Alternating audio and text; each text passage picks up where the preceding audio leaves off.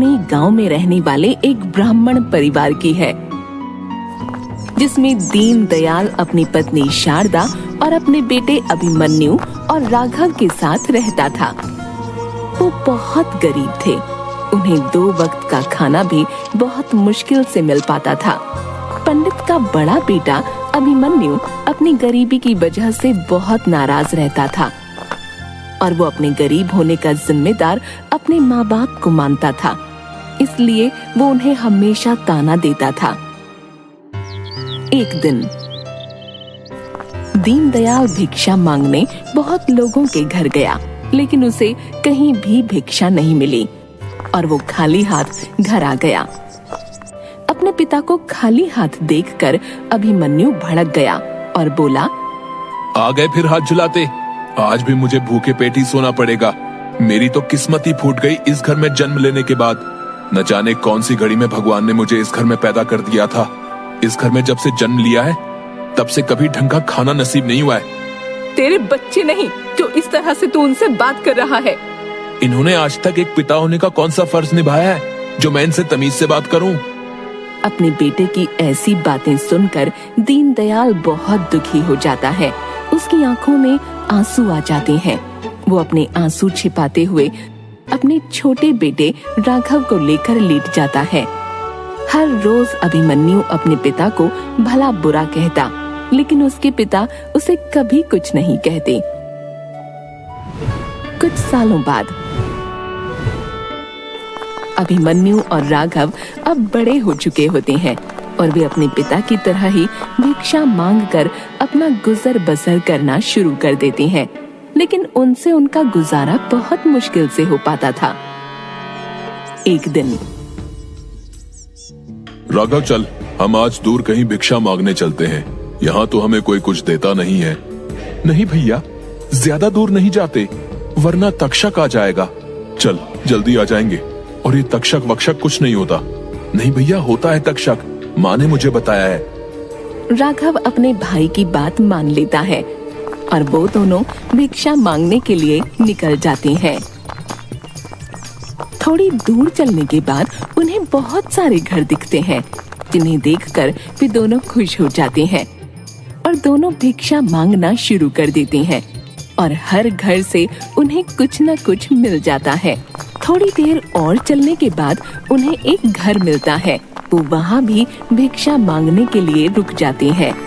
भिक्षाम देहि, भिक्षाम देहि।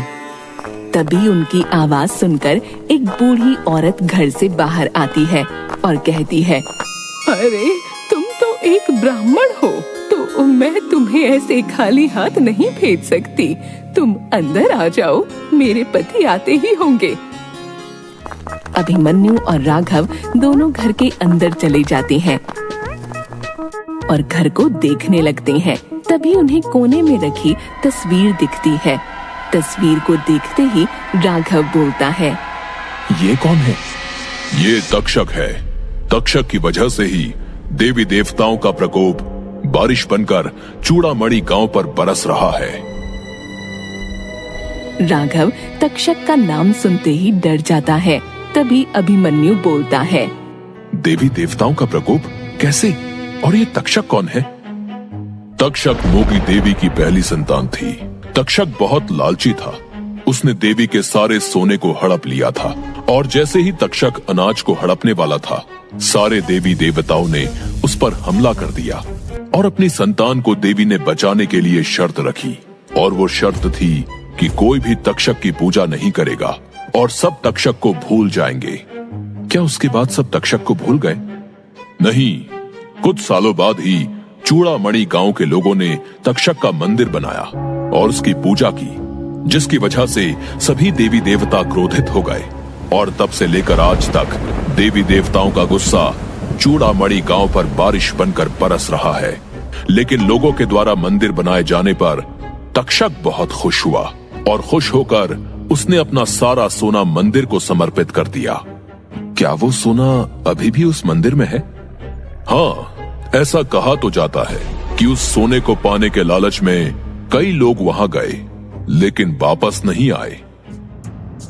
राघव उस आदमी की बात सुनकर बहुत डर गया था, और डरते हुए वह अपने भाई से कहता है, भैया चलो यहाँ से, मुझे बहुत डर लग रहा है।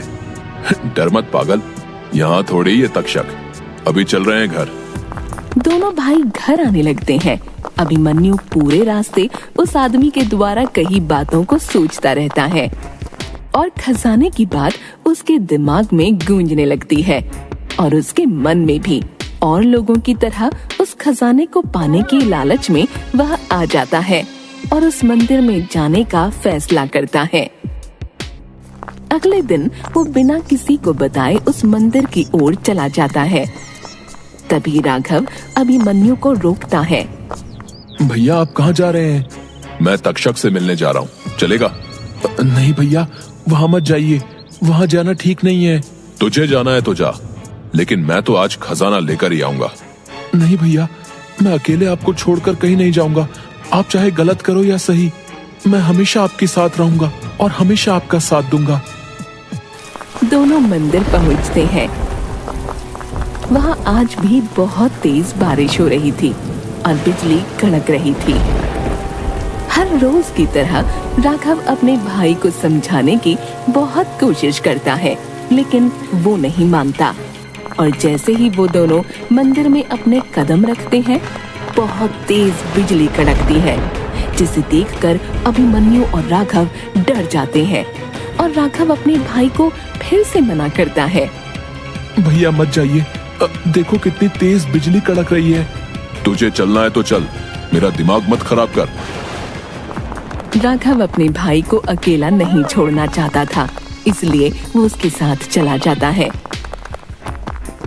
वो दोनों मशाल जलाकर जैसे ही मंदिर के अंदर घुसे, वैसे ही बहुत तेज तेज हवाएं चलने लगीं। और जैसे ही वो दोनों आगे बढ़े, वहाँ मरे हुए लोगों के शरीर कंकाल पड़े होते हैं और वहाँ बहुत गंदी बदबू आ रही होती है।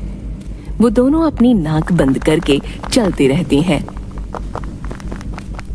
तभी उन्हें एक डरावनी आवाज सुनाई देती है। आवाज सुनते ही वे दोनों डर जाते हैं और इधर उधर देखने लग जाते हैं। भैया ये सब क्या हो रहा है? मुझे बहुत डर लग रहा है। अब यहाँ तक आ गए हैं तो खजाने की झलक तो देख लें। तभी अचानक से ऊपर से बहुत सारे कंकाल गिरने लगे और दोनों बचाओ बचाओ चिल्लाने लगे। तभी वहाँ अचानक एक भेड़िए की शक्ल वाला इंसान आ गया और वो बहुत भयानक आवाज निकालता है। उस इंसान का पूरा शरीर जला हुआ था और वो उन दोनों को घसीटते हुए हस्तर की मूर्ति के पास ले जाता है, जहाँ बहुत सारा सोना था। लेकिन अचानक से वो इंसान कहीं गायब हो गया। ये देखकर अभिमन्यु राघव से कहता है, राघव अब हमारे सारे सपने पूरे हो जाएंगे, जल्दी सोना उठा। राघव बहुत डर चुका था। वो डर की वजह से कांपने लगा और वो सोने को हाथ नहीं लगाता। लेकिन उसका भाई सोना उठा लेता है और राघव के साथ तेजी से बाहर जाने लगता है। तभी बहुत तेज आंधी चलने लगती है। अब इस मौसम को क्या हो गया? इतनी तेज आंधी चल रही है। तभी वहाँ किसी के चलने की आवाज आती है और जैसे ही वो दोनों पीछे मुड़कर देखते हैं, उनके पीछे आधे जले हुए भेड़ियों की फौज आ रही होती है, जिनके शरीर अभी तक जल रहे होते हैं। ये देखकर दोनों भागने लगते हैं।